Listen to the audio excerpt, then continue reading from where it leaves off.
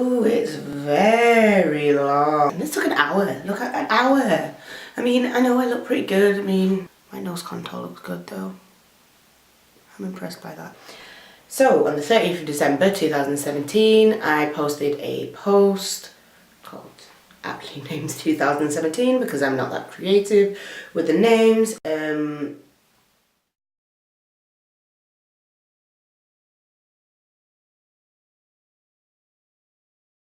So I was going to read it, but it's very long. I'll attach a link where you can go and find it and read it for yourself. We'll summarise. I was like, yeah, happy to get rid of the year. A lot of bad things happened. I got a master's degree, which is great. Still have it somewhere. Got a cat. He's currently outside on punishment because, of course he is, because he's always on punishment because he's so badly behaved. It's exhausting. I'm talking about making resolutions, which are not normally something I did, which is exactly what I said at the end of 2016, so I lied. I said I wanted to be less harsh on myself, and it was just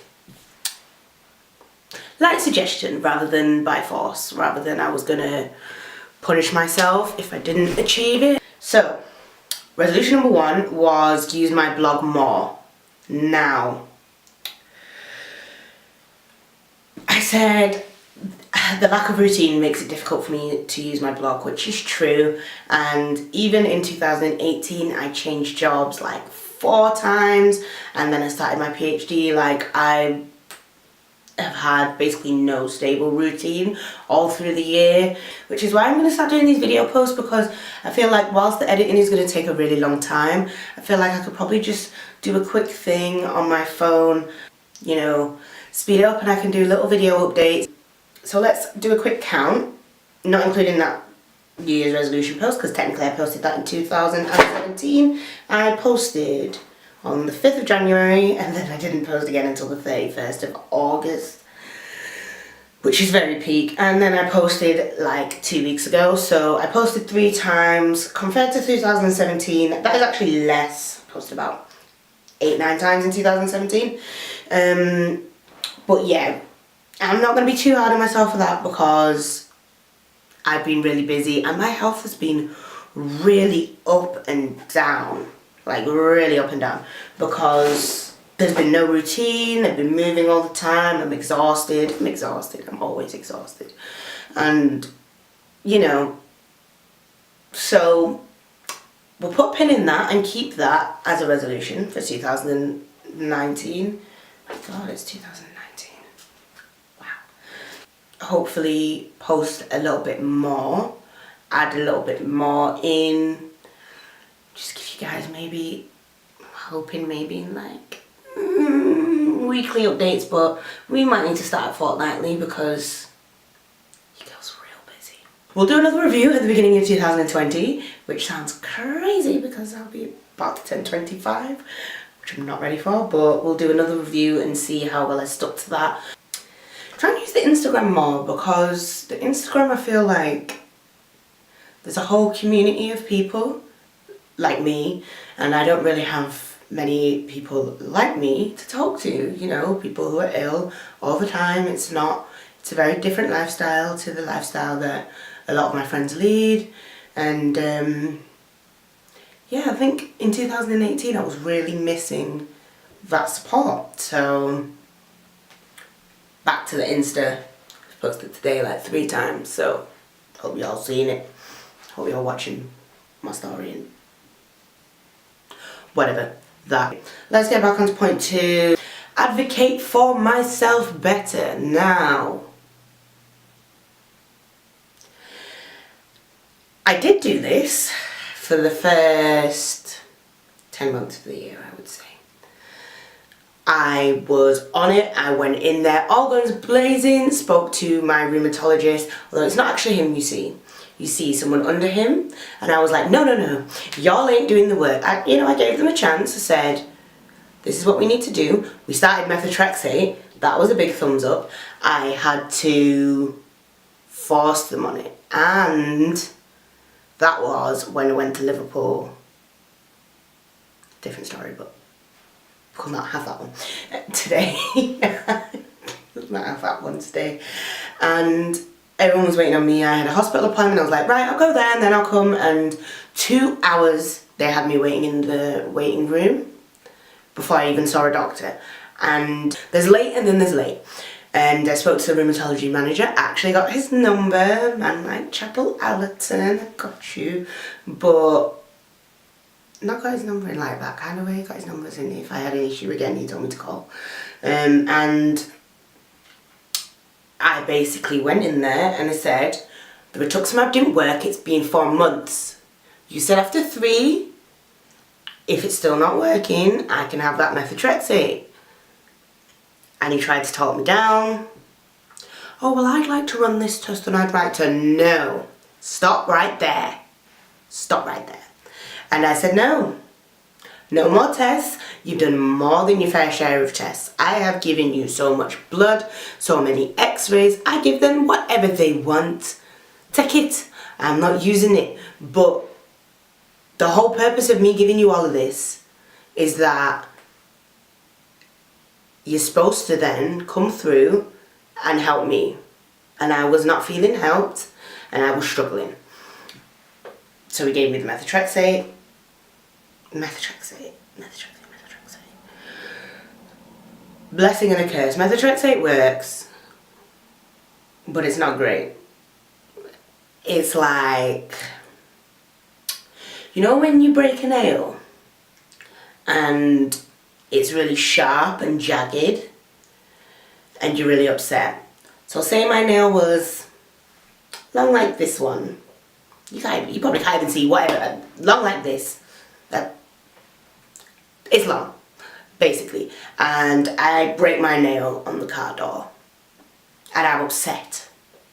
And I'm heartbroken. And it's all jagged and scratchy and I keep scratching myself with it. And then I file it. It's slightly better, but I'm still not happy. That's what taking methotrexate is like. In the summer, why was it working? Brav. This summer, I was in the carnival parade. I walked 33,000 steps on Carnival Monday. Stayed out until a good 10 o'clock when I took myself to bed and I was like, no, I've had enough of this. So it was working. And then it got cold. And then it got real cold. And the temperature outside is currently 2 degrees. And it is still working. I know it's still working because if I wasn't taking it, I'd feel worse. And over Christmas when I wasn't taking it, I did feel worse because there was a lot of mix-up with me moving from down there to up here. But like I said, that's another video. And it was working, but it's just, it's not great. But I did advocate, and I was actually quite proud myself. Migraines, we worked with those. I mentioned the migraines in here. We did work with those, and I forced them to stop me on them beta blockers, and now I've been taking amitriptyline. Migraine gone. Migraine where? But when I don't take my amitriptyline, migraine's back. Amitriptyline worked for me so well. Does make my mouth dry like the Sahara Desert though. It's really exhausting fighting the system all the time, and I started to get burnt out. I was working 45 hours a week. I was exhausted and I was having like 3, 4, 5 sometimes hospital appointments in a month, and you know they never put them together. So I would have to go to St James's for a lung function, and then the next day have to go to St James's for an echo. And I'm using St James's as an example because I imagine most of the people who watch it are going to be people who know me from Leeds. Why am I going to St James's twice in 2 days? And then the next day I'm going to LGI for something? Come on.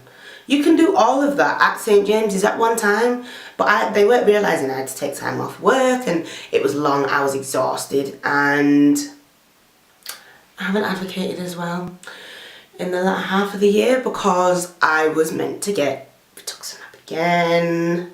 But rituximab can't be my primary mode of treatment. The maximum they can give me is every 6 months. Now it works if they give me it every 6 months. It does. It genuinely does. I'm like a new woman. I'm considering jogging because I don't jog. Well, I'm a big girl, I don't jog.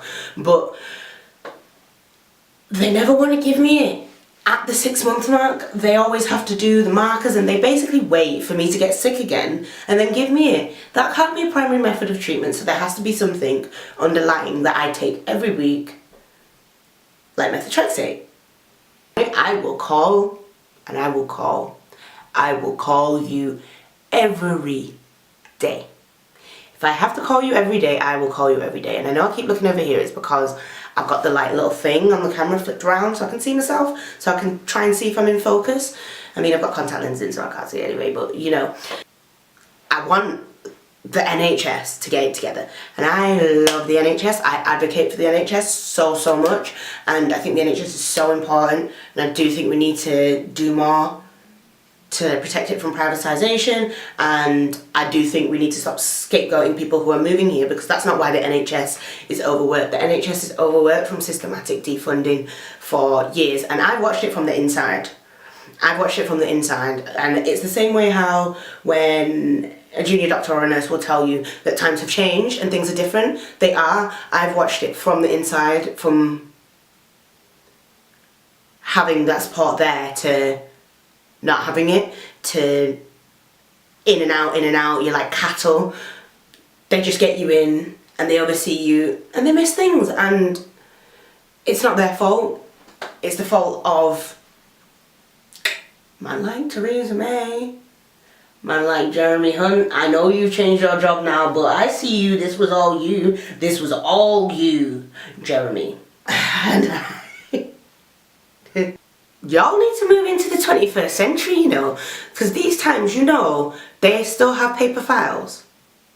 And when I have an appointment at the Freeman, or then have an appointment at the RBI, or let's do it in Leeds terms for people who know me from Leeds. If I have an appointment at the LGI, and then I have an appointment at St. James, they transport my notes between the two, you know.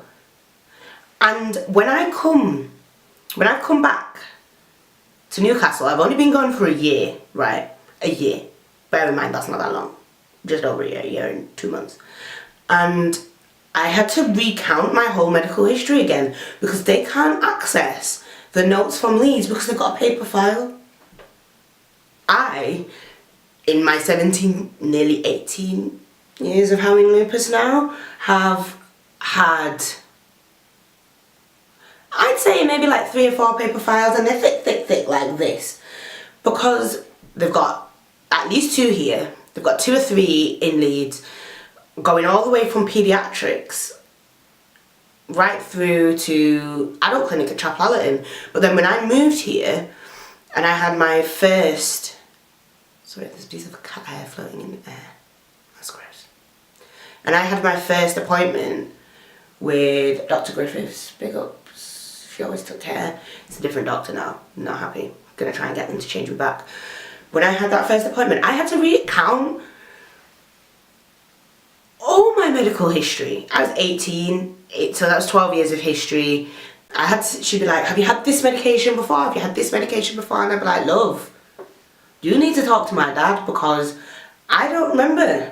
That's why you'll write it down. The NHS needs to move into the 21st century, boy, because I'm tired of me having to do all the work. And y'all need to read people's notes before they get there, because I go to see a GP who's not my normal GP or any doctor and they're like,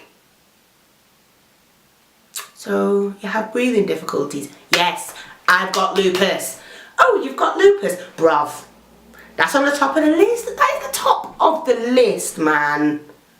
Underneath my name, Keena Grant has SLE onset age 6. Like, come on now. Basic. Bruv. So, yeah, advocating, been doing it, I give myself thumbs up for that. Okay, so I'm going to have to try and curb some of this talking because this video's going on forever, you know. Point three. Why is it not loading? So, number 3, the gym.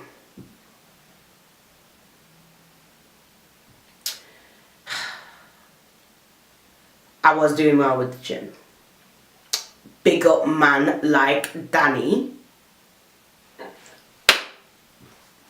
Danny bit me into big up man like Danny, you know what? And I'm actually going to specifically send him this video so that he sees the bit where I say big up man like Danny, because you know what, Danny? You were the guy. Danny had me coming gym 4 times a week for 2 months, and I was exhausted, but I actually felt so much better doing the physical exercise. I felt so good, and you know what? I have never looked better. So big up man like Danny. But I'm not in Leeds anymore. Danny's off living his best life now. And I kind of petered out after that. Like, I really petered out after that. Up until August, September I'm gonna say, I was doing so well at the gym. Even before I was going 4 times a week, I was still going like once a week. I was working really hard. I was going to classes before work. I was going to classes after work. When I started working full time, that kind of shit, because I just was so exhausted all the time. I was working 9 hours a day. Started work at 8, finished work at 5. You know, when I started at 8, I had to leave the house at like 7. And I was getting home at like 6 just from all the traffic, and there was no time. And then obviously when I was PTing with Danny, because I'm cheap, if I paid for the session, I'm gonna be at the session. And Danny was really, really good, and he worked with me when he knew that if I was stopping, it wasn't because I was being lazy, it was because I was tired, and he knew that I always push myself. So big up you, because you really, really set the standard for PTs. I'm not gonna lie, set that standard. To be fair, I feel differently looking at myself now. So whereas before I used to look at myself and I was the same size and I'd be like, ugh, you're so fat. Look at yourself. Why aren't you a size 12 anymore? My body's not built like a size 12. My shoulders are like, I got like a 38 back size. Come on now. I'm never going to be a size 12 again, but I'm Dad, because I got those shoulders from you. I have more confidence, so I look in the mirror now and I don't feel as disgusted, which is nice, because I dress better and I take better care of myself. But the gym has kind of gone by the wayside. Now, I think that's the guys here. Oh my god, I can hear him, the guy's here. Okay, so it was the As the Guy. Some kind of class, I booked a class, I don't really want Simba. God. Inconvenient. It's not bad juju, it is my cat. Also, if you've never had tea with condensed milk, it is a vibe, and you should get on it. Number 4, getting my life together. Get a job. I actually did do, actually, anyway, get a job, get a house, got a house, lived in it for 6 months, got a new house, gonna live in this one for 6 months, hated them both, but you know, you gotta kiss a few, I can't even flick my hair, wow, gotta kiss a few frogs to get your prince, so gotta go for a few dead houses to get the one I want. Why do I look like I have a lazy eye? Got a job, got a house, got some money.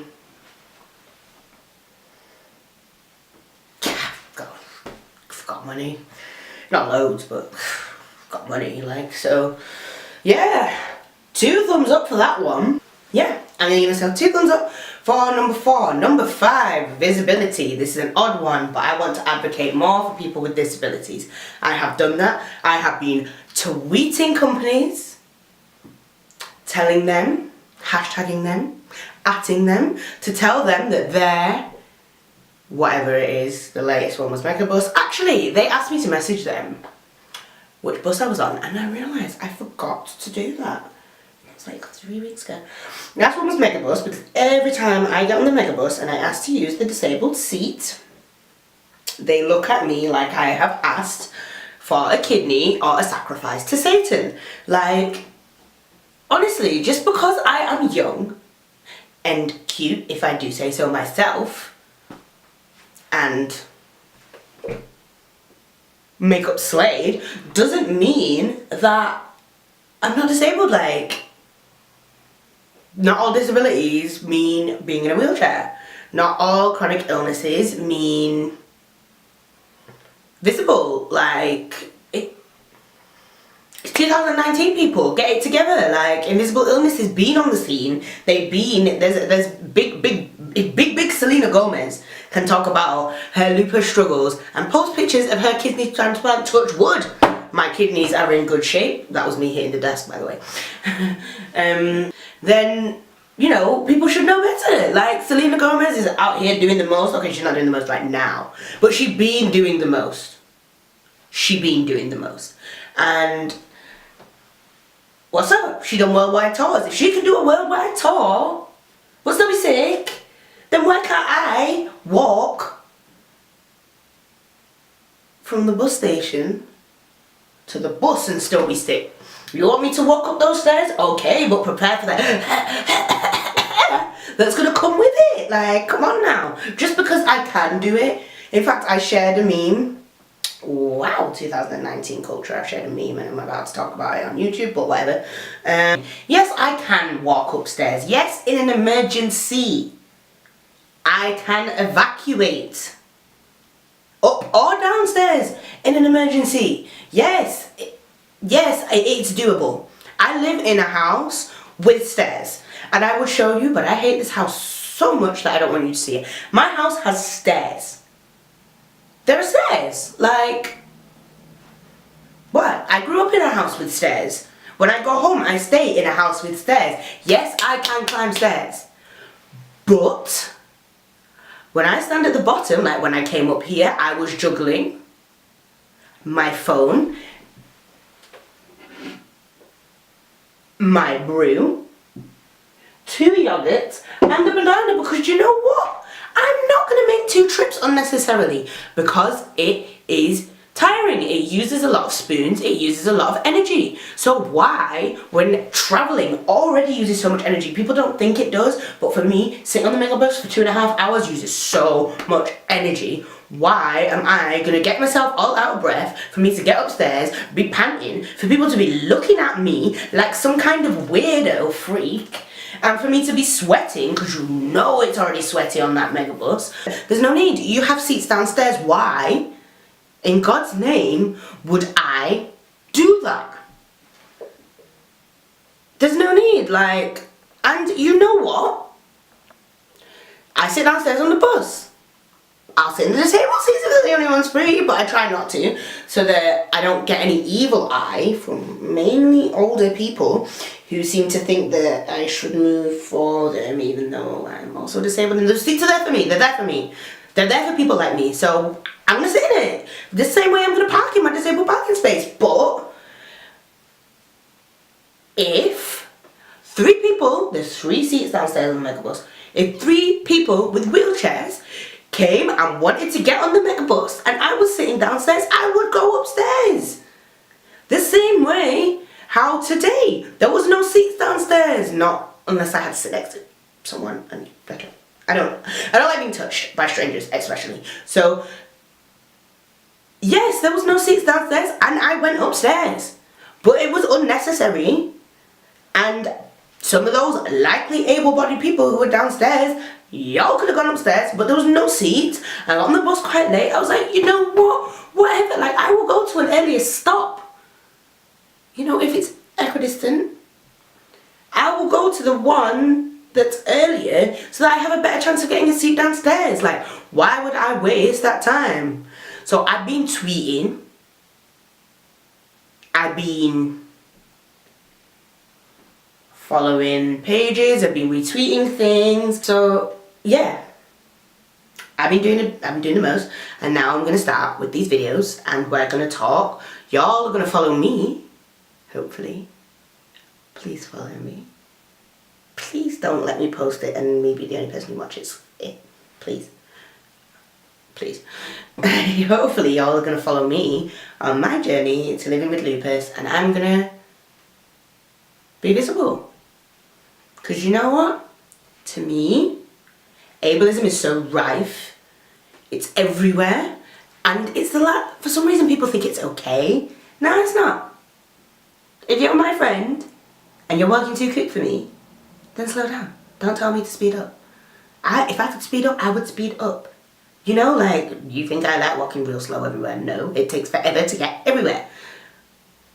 When I don't have energy, like yesterday, I got a round trip into town. It took an hour. It was so long.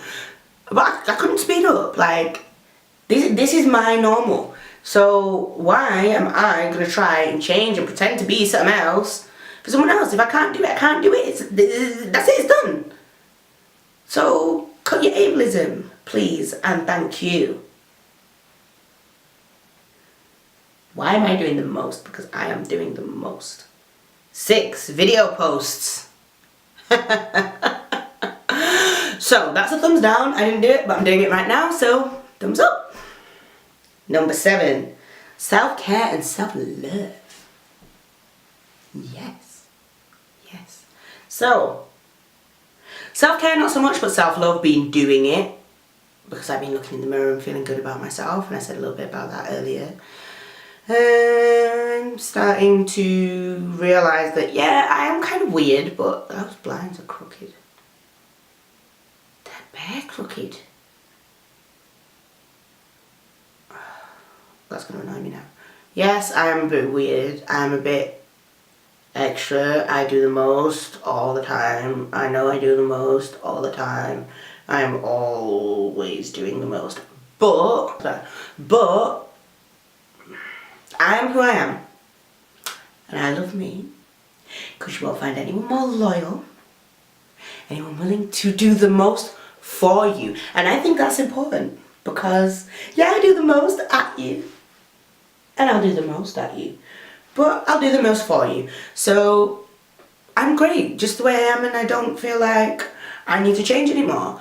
Maybe society needs to change to accommodate me. I've been taking better care of my skin. Kinda. That's kinda new. So, I'm gonna give myself a thumbs up for self-care and self-love because I love me. And here we are. That was the tea on 2018. And for 2019, I just really want to do more of the same. I want to be more visible. I want to be more unashamedly disabled. Unashamedly me. Because, and I hate the phrase people with disabilities. Because I get it. You're putting the fact I'm a person first, but of course I'm a person. You want to say people who are black or people who are female. So why are you saying people with disabilities? Like, I use the word disabled to describe myself. And to be honest, I probably describe myself as disabled before anything else. Like, I would use disabled as I am black, as I am a woman. And to me, disabled isn't some dirty word. It isn't some thing that I need to hide. I don't need to pretend to be able to try and keep up with everyone else like I used to, because I'm unashamedly me. I am not neurotypical.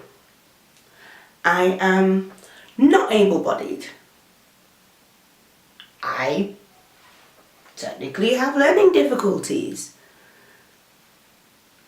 But that doesn't make me any less me. And in 2009, wow. It's 2009, T2 Heartbroken is playing on the speaker. You're listening to it on your Sony Walkman on the way to school. Wow. In 2019, I want to do more of the same.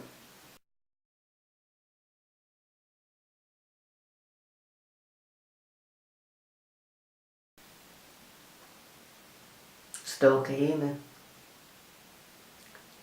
Still have lupus.